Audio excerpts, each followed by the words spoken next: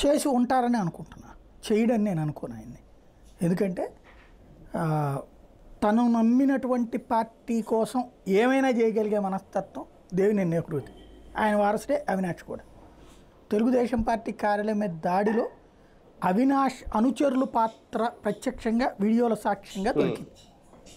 అవినాష్ అనుచరులు అవినాష్ చెప్పకుండా వేరే వాళ్ళు చెప్తే వచ్చే మనుషులు కాదు. కాబట్టి అవినాష్ పాత్ర ఉండొచ్చు. అతను నేరుగా ఇందులో ఉన్నాడన్నటువంటిది వీళ్ళ దగ్గర నుంచి వాంగ్మూలాలు అయ్యో నమోదు చేసుకుని తద్వారా అరెస్ట్ చేయడానికి అవకాశం ఉంటుంది.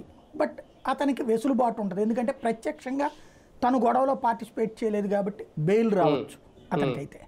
కానీ టీడీపీ ముందస్తు బెయిల్ వస్తుందా అంటే ఒకటిసారి టీడీపీ వ్యవస్థాపక సభ్యుల్లోనే అప్పట్లో దేవినేని నెహ్రూ ఒకరు అంటారు. స్టార్టింగ్లో అప్పట్లో ఎన్టీఆర్ గారు కూడా ఉన్న వరుసగా ఆయన గెలిచిన అటువంటి దేవినేని కుటుంబం ఇప్పుడు తెలుగుదేశం పార్టీకి దూరం అవ్వడం కూడా దాన్ని జీర్ణించుకోలేక అవినాష్ని ఏమైనా టీడీపీ వైపు లాగే ప్రయత్నం ఏమైనా జరుగుతుందా?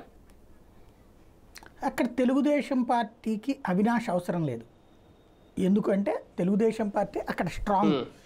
వాస్తవంగా దేవినేని నెహ్రూ కూడా తెలుగుదేశం నుంచి కాంగ్రెస్కి వెళ్ళినప్పుడు దెబ్బతిన్నాడు. అవును. ఆ తర్వాత మళ్ళీ గెలిపోయింది. అది స్ట్రాంగ్ సీటు, తెలుగుదేశం సీటు. అవును.